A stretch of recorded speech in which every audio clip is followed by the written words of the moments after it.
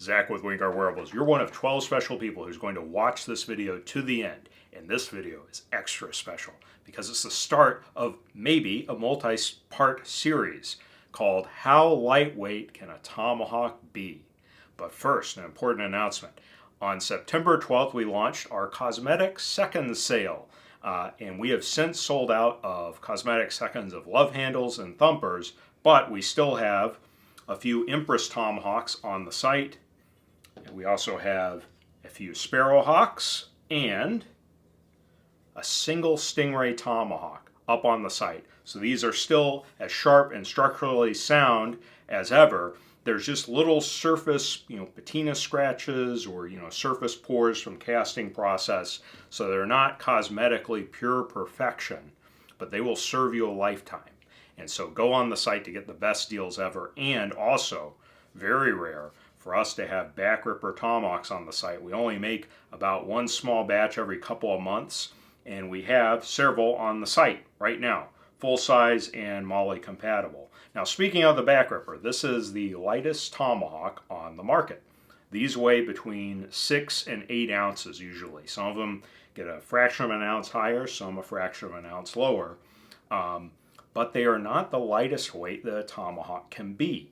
So if we go back before the back ripper ever existed, before Wingard Wearables existed, back in 2016, I was studying everything I could find on tomahawks because I wanted to come up with a solution for myself, selfishly, to carry a tomahawk concealed, streamlined on my body.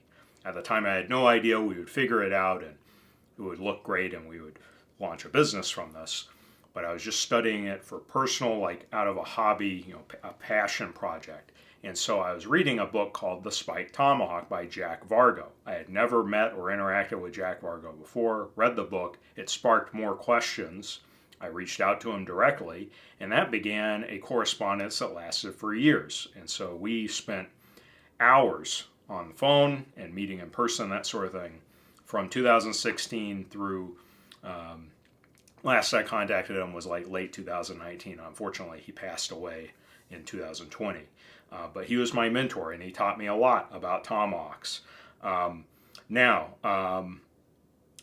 He was an archaeologist. He studied traditional blacksmithing methods. Him and his wife in the early 1990s launched Beaver River Trading Company, where they would sell reproductions, historically accurate reproductions that he made of spiked tomahawks, knives, quill work, that sort of thing. And Beaver River Trading Company went from 1990s till I think they shut down in 2018 or 2019 as Vargo and his wife became older and their health declined. But in that time we had many discussions, and occasionally they would travel down to the Fort Frederick Market Fair in Maryland, and I would meet them. And took pages of notes, because he was just a wealth of knowledge. And recently I was going through my notes, and it was sparking memories, right?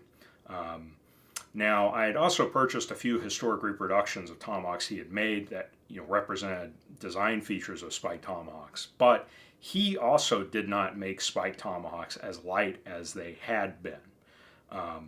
He was selling them to customers. He would in some ways overbuild them compared to historic originals because he wanted his customers to have a more durable item. Customers were using these to break down, elk on a hunt, that sort of thing. But he really opened my eyes to how lightweight these tomahawks could be. And so one of the things he would tell me repeatedly, and I repeat on this YouTube channel, spiked tomahawks from their period of peak use, from the late 1600s into early 1800s, they averaged a weight of just 8 to 10 ounces head and handle. But there were some that were a few ounces heavier than that, rarely over a pound, and there were some that were even lighter than that. And so when you think of a tomahawk even lighter than 8 ounces, it makes you wonder, well, how lightweight can these really be and still function as a tomahawk? And that's really the core question of this video series that we're kicking off. And according to Vargo, one of the things he told me was he had seen examples of spiked tomahawks, head and handle, that were as light as 4 ounces, so a quarter pound, the whole axe. And I know from talking with Mark Miller, he runs the Fur Trade Tomahawk website. He has an example of a spike tomahawk head and handle that weighs 5.5 ounces. I'm going to put a picture-in-picture here. Now, he does not want images shared off of his site, even though anyone can go to it. But another maker, John Patterson, did create a reproduction based on tomahawk that was on his site, and he was able to match the weight. And this spike tomahawk is actually fairly large. It's like 8 inches from spike tip to chopping edge, yet the whole axe weighs 5.5 ounces. So you can definitely make a tomahawk below 6 ounces. It's just how far can you go? Now, I've finished a lot of lightweight tomahawks over the years. Since Wingard Wearables has launched, we're on to back ripper. This is the 344th back ripper I've ever made, and back rippers, we only had a handful of them out of all those back rippers that got below 6 ounces. I think the lightest tomahawk I've ever made was about 5.7 ounces head and handle. So when Vargo tells me they can be as light as 4 ounces, I'm like, wow, I gotta try making that. And he even showed me an example of an extremely small spike tomahawk that he had collected from western Pennsylvania or western New York. I'm going to do a picture-in-picture here. I got to hold this tomahawk when I met him at the Fort Frederick Market Fair. It has about 1.125 inches chopping edge, which is just extremely concentrated. That's similar to the chopping edge on this particular back ripper here. And it only projected 2 inches from the handle, so even shorter than this distance here. And the spike projected 2.5 inches. It's a straight spike. But the eye was crazy thin. So if you look at our back ripper tomahawks, they're about 3/8 wide by 7/8. This tomahawk had a eye geometry that was rectangular and only 5/16 wide by 1/2 inch long. So that's less wood in that eye inside the head to connect the head to the handle than my pinky finger. The tip of my pinky finger has more volume than the wood that's in that tomahawk. And he had mounted it onto a hop hornbeam handle. I think that was a reproduction handle, but he believed that, surveying these small-eyed tomahawks and based on examples he had made, of his own, that they probably would prefer using like hickory or hop hornbeam, which was known as ironwood at that time, or also Osage orange. Like those were the 3 native woods to the tree types to the North American continent that would be the strongest for providing a strong head-handle connection for such a tiny volume of wood. So in my time, I surveyed other spike tomahawks in collections, like online auction sites and museums, that sort of thing. And whenever they would cite dimensions, even if it was a single dimension of a picture of a tomahawk, I would just nerd out on it. I would have the tomahawk picture up on my monitor, I'd get my ruler out, and I'd take measurements. I would do a ratio to get the dimension they cited and then break it down to all the dimensions that were relevant from the side profile of the tomahawk.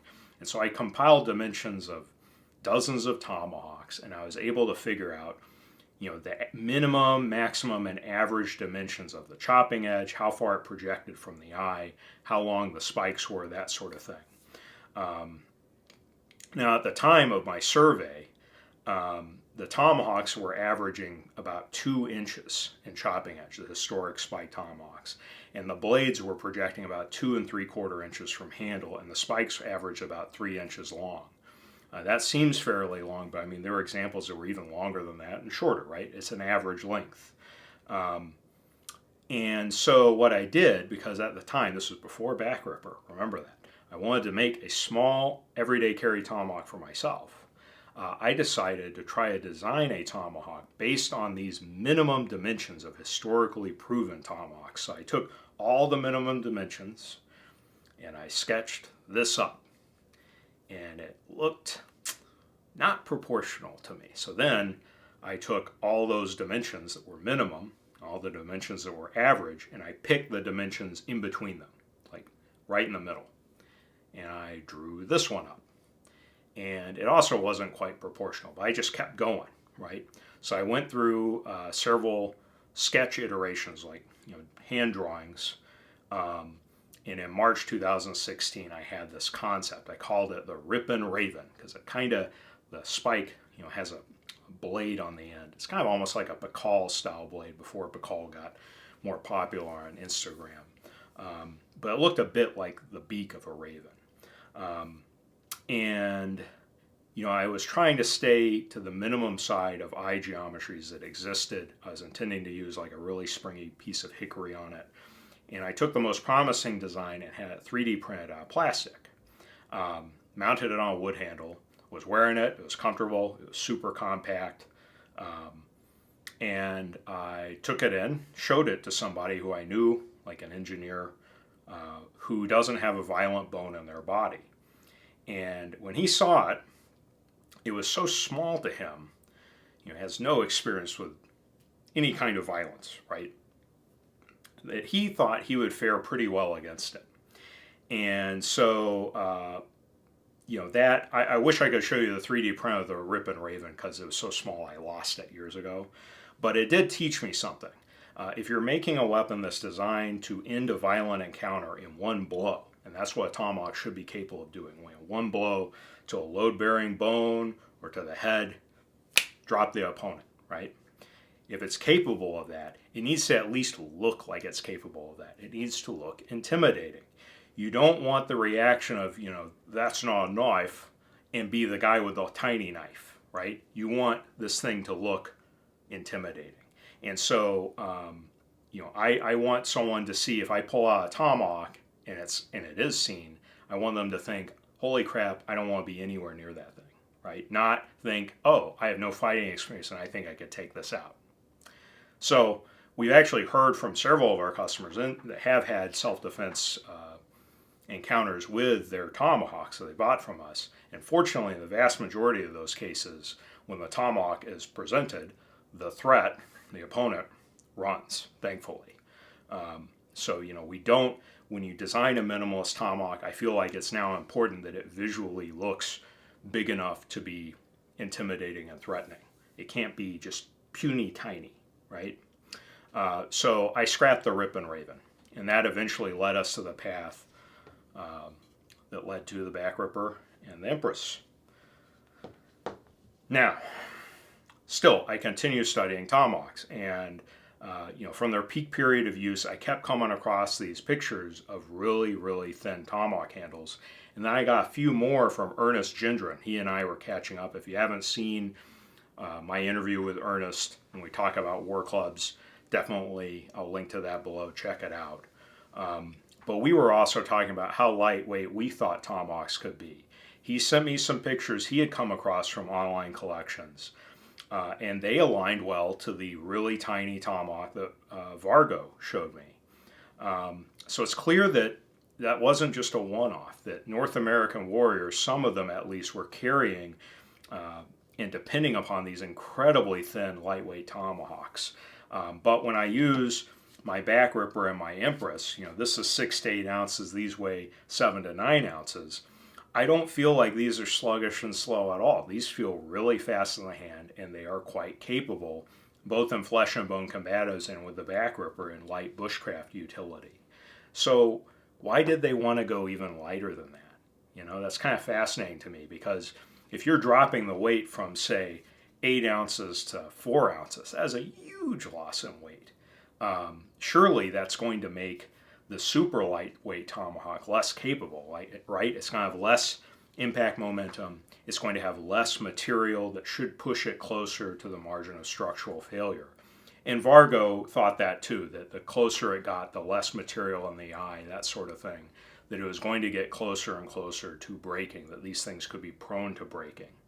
But, I asked him, what do you think?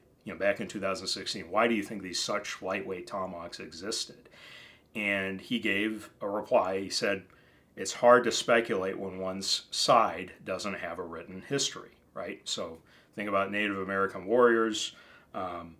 They're not going to be, their oral history and their preferences of how they used and selected tomahawks is just long lost. It was never written down. Also a vast majority of frontiersmen that were living with Native Americans were illiterate. But Vargo believes that the spike tomahawks were primarily used by Native Americans. The vast majority of them were made by frontier blacksmiths, often that were living with these Native American tribes. So in a sense, these tomahawks were made to order for the Native Americans. Like spike tomahawks were, very few of them were made in Europe and imported. Almost all of them were made on the frontier.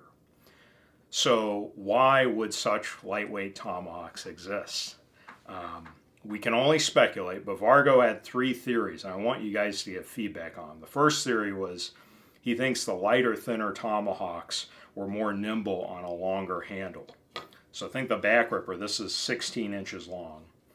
Think if the handle is longer, the head is lighter, it can be more nimble and quick for direction changes and lightning fast chops.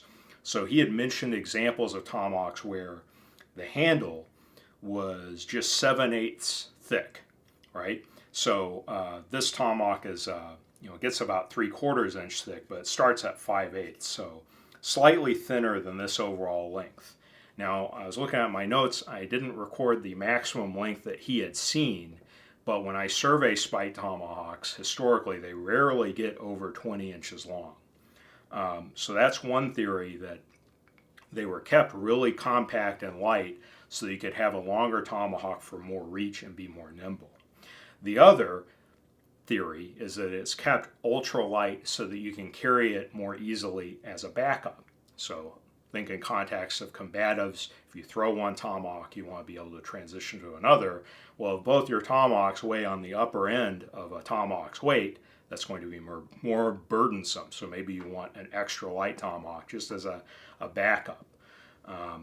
And in the context of the 1700s, war parties in the eastern woodlands were primarily getting around on canoe and by foot through very hilly terrain and steep riverbanks. So that old adage, ounces equals pounds and pounds equals pain, the lighter your tomahawk is, the less burden you're going to have.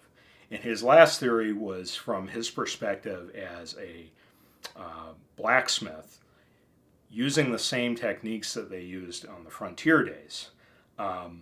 Lower cost. These tomahawks were made from scrap iron that was left over. So the smaller the overall tomahawk size is, the better it can utilize smaller scraps.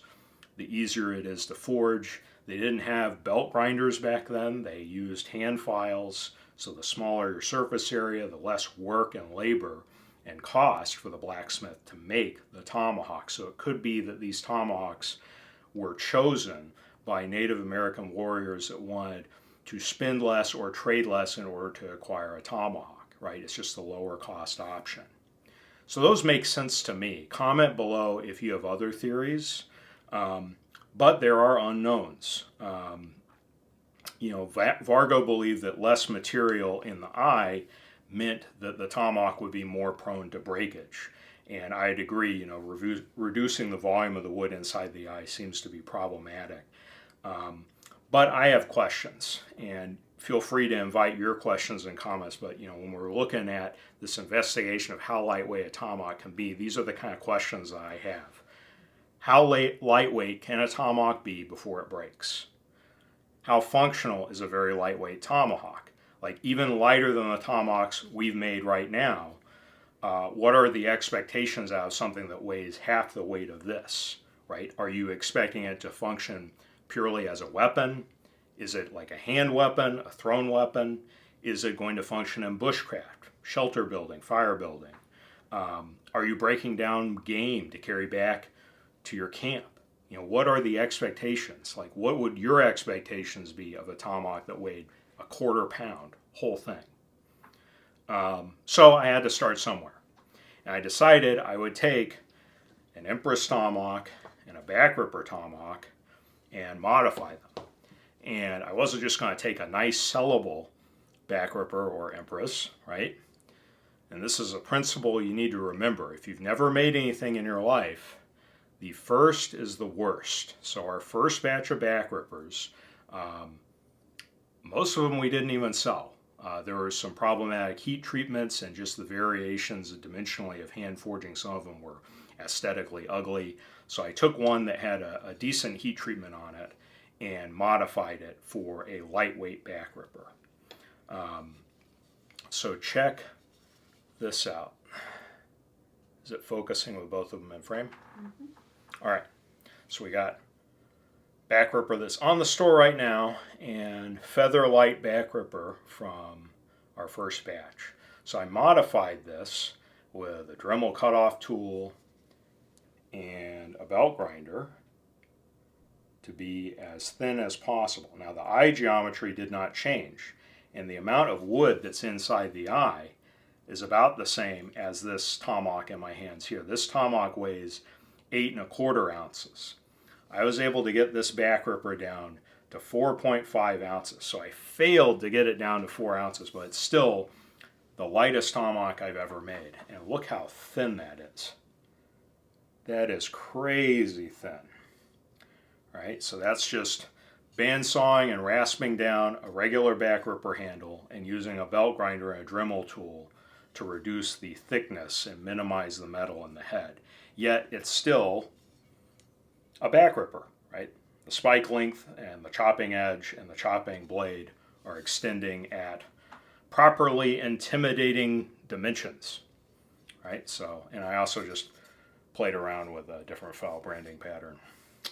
So I modified a back ripper head from our first batch that was so ugly I didn't want to sell it. It was just gathering dust for years. And I also modified an Empress tomahawk. The first is the worst. And there was an Empress tomahawk that was cast with a void right on this edge here. And the void made it so thin it was like cutting a notch, like an 1/8 inch notch in the edge. It was like, ew.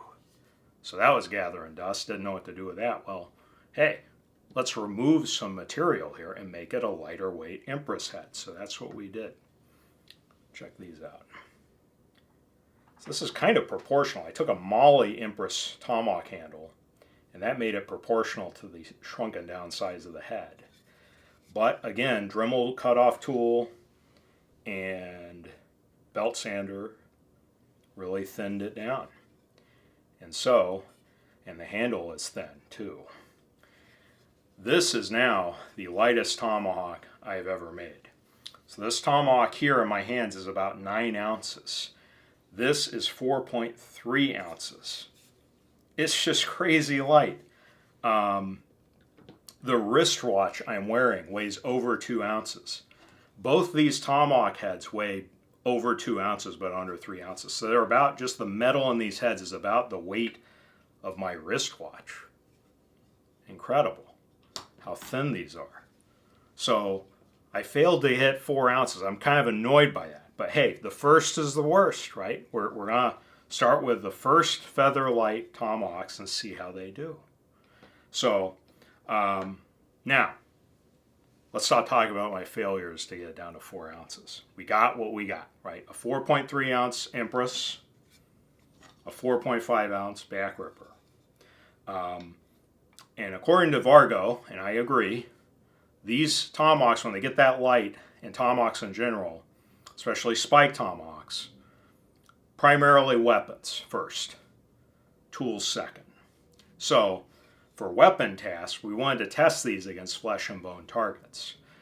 So I went out to a butcher we go to, and I requested ham hocks. If you don't know what ham hocks are, they're a cross section of like a pig leg, a section of pig leg with the skin on it, the flesh, the tendons, and the bone. And unfortunately, the ham hocks didn't arrive in time for this video, so hopefully we get them in and they're a good size for testing.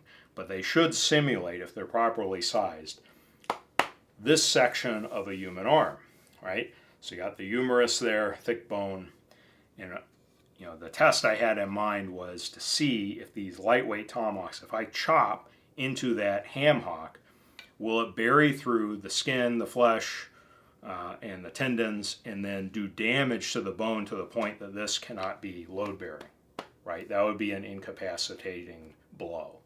And that would be a thicker target than, say, this, the forehead, which is very thin bone.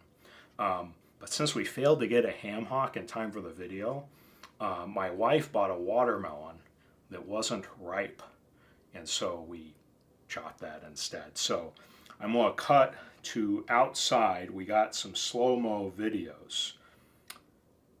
And yeah, so we're going to start with the Empress. Here we got a chop in slow-mo.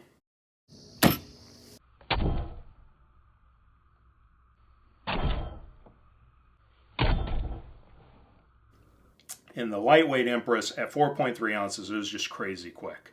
I really didn't feel any resistance or impact to these chops and spike tears. The pommel strikes I did were even pointier than the regular Empress. So you look at the pommel thickness, like we went from like a 3/4 inch thick handle to a 5/16 handle. I mean, it was just like there was no resistance in my hand to any of these blows. And yeah, that was pretty incredible. Now the reason I do the double-handed strike with the spike strikes is my theory on how these spike tomahawks were used is you have lightning fast chop to the head. That's your go-to plan if you can do that. But another option is to feint the chop, and when the opponent throws up an arm or some block, the tomahawk is so light and nimble, you can catch it with the second hand and turn it with a spike forward, drive forward with your body weight, meat hook into the opponent and tear them down. So these high speed or slow-mo videos we're doing, I got both hands to simulate that tear down with the spike. Now, repeated that with the featherlight back ripper mod. In one of these shots, the slow-mo setting on the phone, it was still moving like a blur. And all these blows, the chop and the spike strike, really didn't feel resistance. Now, pardon the squints, I forgot to get my goggles on. When you hit juicy, fleshy targets, there's like back spatter. I think some of the watermelon juice hit my wife too. Was that right? Mm-hmm. Yeah. And she was like a couple of yards away. So I should have worn goggles. Instead, I just squinted really fast.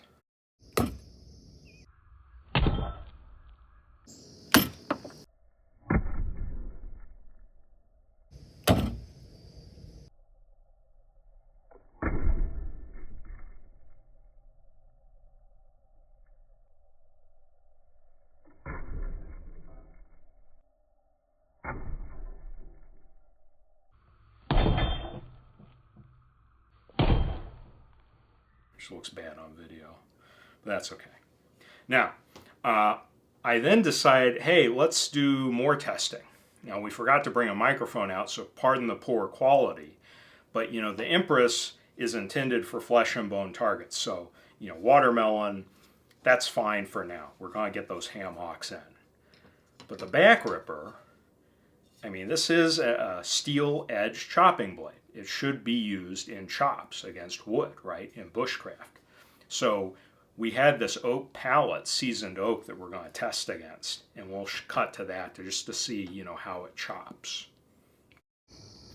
Okay, this is almost a 1/4 inch thick at this juncture here. It's like yardstick thin, but it's hickory. So we're going to see how it holds up chopping into this oak pallet. All right, this isn't about how efficient it is at chopping. It's just an assessment of durability, if this is going to break.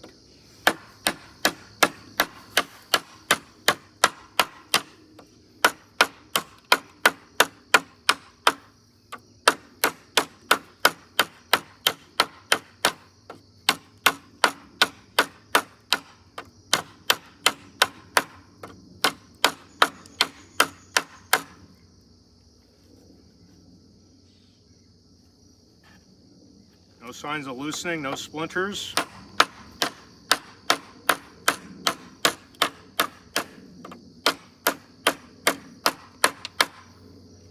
You know, for a 4.5 ounce tomahawk, it is doing way better at chopping into oak than I would have thought.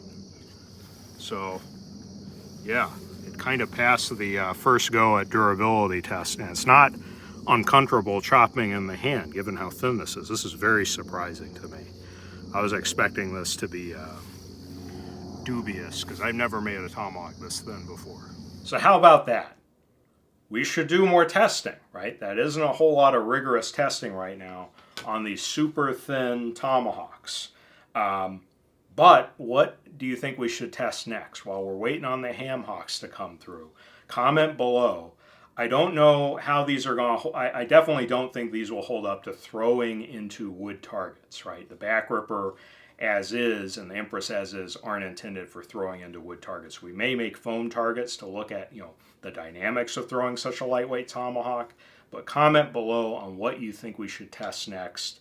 Also, let us know if you have ideas on how we can get these tomahawks below 4 ounces. And don't just say cut off the spike. I feel like if we cut off the spike, that's going to neuter the performance capabilities of these tomahawks. So comment below if you got ideas on how to lighten weight the head or the handle. If we're going to have to just actually make a tomahawk head from scratch with a skinnier eye, that would be the worst option because that would be so much trouble to do. But just comment below if you got ideas on how we can get to below 4 ounces, if you think 3 ounces is even possible. We're just going to see how far it can go. This lightweight tomahawk series, we're going to be pushing these out when we get time to do them. We're getting preparations for the holiday season. We have the Lehigh Valley Knife Show at the end of this month, September 28th, Saturday only. We're going to have a table down there, so we're getting ready for that. There's just a whole lot going on September, and October is like your last month to get everything cinched up for the holidays. We hope you guys are going to order a lot, for the holidays, and especially don't forget our second sale going on right now while supplies last. But comment below if you got ideas. Do you think we can get below 4 ounces? Do you think we can get below 3 ounces? Is that even attainable? Comment below with your ideas. And thank you again for being one of the 12 special people who watched this video all the way to the end. Share it so that 13 will have watched it. And remember, be edgy.